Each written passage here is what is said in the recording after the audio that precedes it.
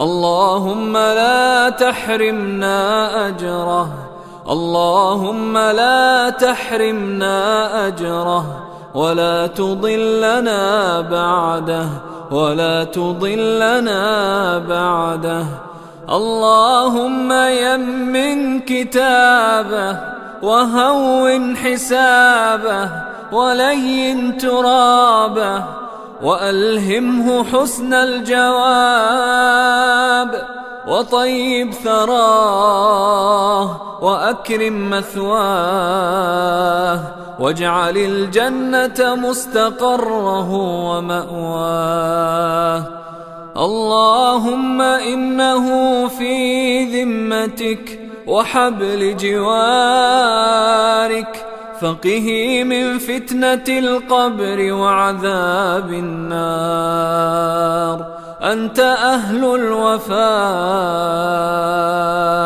أنت أهل الوفاء،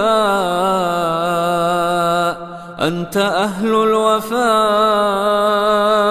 والحق، فاغفر له وارحمه، إنك أنت الغفور الرحيم.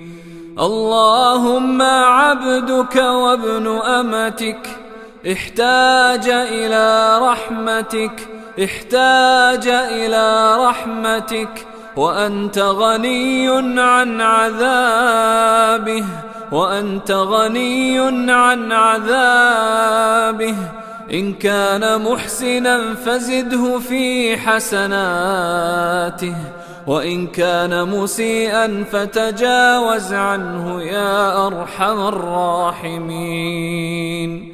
اللهم مد له في قبره مد بصره، واجعل قبره روضة من رياض الجنة، ولا تجعل قبره حفرة من حفر النار. وارزق أهله الصبر والسلوان، ولا تفتنهم بعده، ولا تحرمهم أجره، وآجرهم في مصيبتهم، واخلف لهم خيرا منها. إنا لله وإنا إليه راجعون.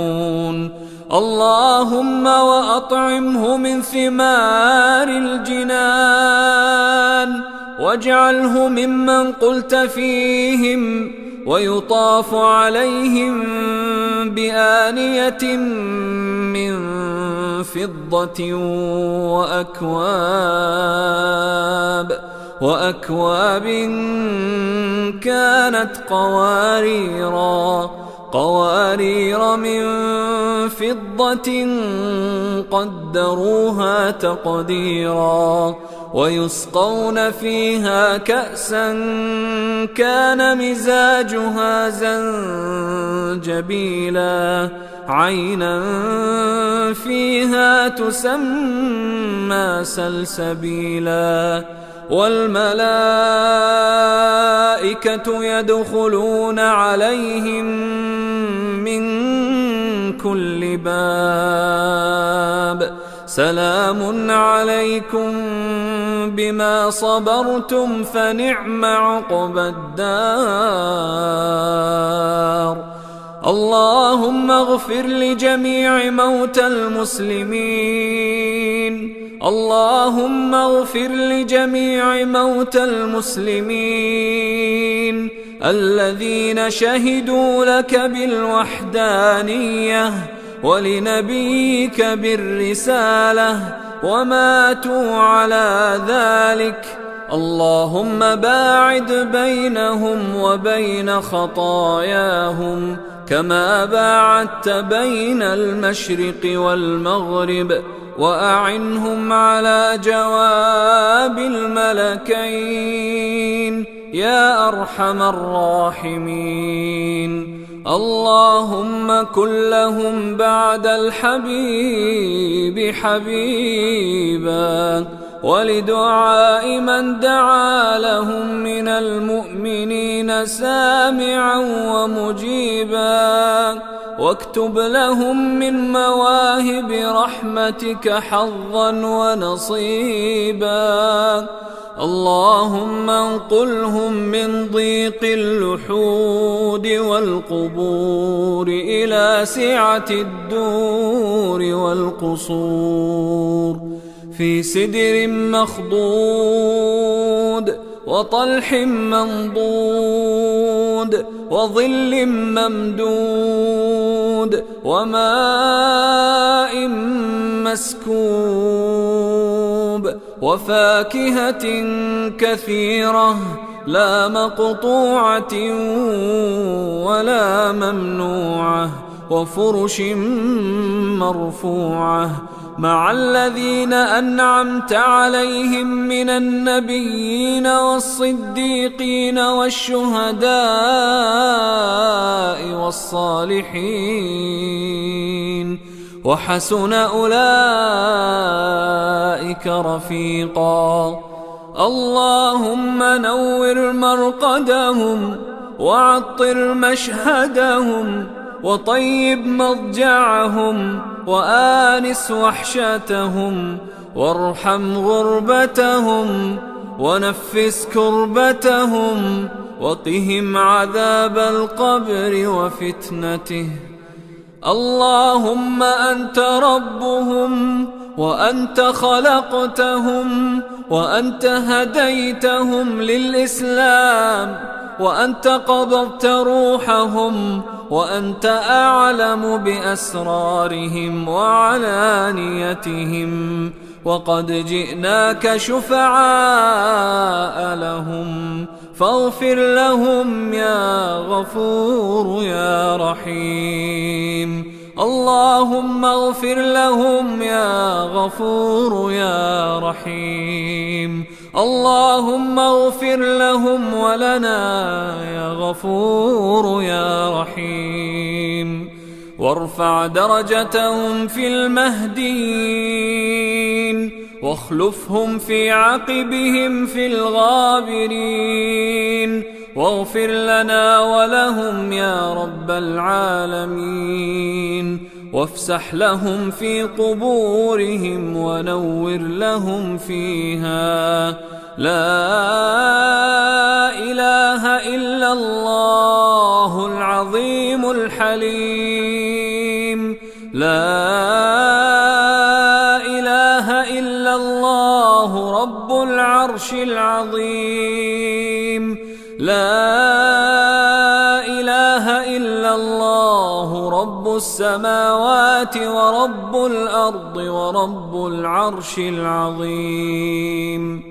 اللهم حط عنهم ثقل الأوزار، وهب لهم بالقرآن شمائل الأبرار، واجعلهم في مقام من قاموا لك بالقرآن آناء الليل وأطراف النهار، حتى توجب لهم غفرانك وجزيل إحسانك ومواهب صفحك ورضوانك، يا أكرم من سئل ويا أوسع من جاد بالعطايا. طهرهم من دنس الخطايا، وامنن عليهم بالإجابة في قبر المنايا، وعافهم من كل مكروه يقع من محذور البلايا، يا كريم يا غفور يا رحيم. سبحان الذي اختار لنفسه الدوام، وحكم بالموت والفناء على الأنام، وساوى بالتراب بين الملوك والخدام. سبحان من عزيز لا يضام، وملك لا يرام، وقوي لا يعجزه الانتقام، خلق السماوات والأرض وما بينهما في 6 أيام وعنده علم الساعة وينزل الغيث ويعلم ما في الأرحام ذلكم الله ربكم لا إله إلا هو الملك القدوس السلام. وصدق محمد عبده ورسوله المفضل على سائر الأنام المخصوص بالشفاعة والحوض والمقام الذي هدانا الله به لدين الإسلام وأوضح لنا به مبهمات الأحكام. اللهم إنا دعوناك دعاء من يرجوك ويخشاك وابتهلنا إليك ابتهال من لم يخطر بباله سواك ورحمتك تسع من أطاعك منا ومن عصاك فإما محسن قبلته وإما مسيء رحمته يا من أدنى المنقطعين إليه وأغنى المتوكلين عليه يا من يعلم عدد قطر الأمطار وورق الأشجار وحبات الحصى وذرات الرمال وموجات البحار وعدد ما أظلم عليه الليل وأشرق عليه النهار يا من لا تختلف عليه الوجوه ولا تشتبه عليه الأصوات يا من مصير كل شيء إليه ورزق كل شيء عليه يا قديم الإحسان يا دائم المعروف يا من يعلم دبيب النملة السوداء على الصخرة الملساء في الليلة الظلماء يا من إن نسيناه لا ينسانا وإن تركناه لا يتركنا يمهلنا ويرحمنا يا من لا يفد الوافدون على أكرم منه ولا يجد القاصدون أرحم منه يا خير من خلا به وحيد ويا خير من آوى إليه طريد إلى سعة عفوك مددنا أيدينا إلى سعة عفوك مددنا أيدينا فلا تولنا الحرمان ولا تبلنا بالخيبة والخسران يا سميع الدعاء يا أرحم الراحمين والحمد لله رب العالمين وصل اللهم على نبينا محمد وعلى آله وصحبه والتابعين.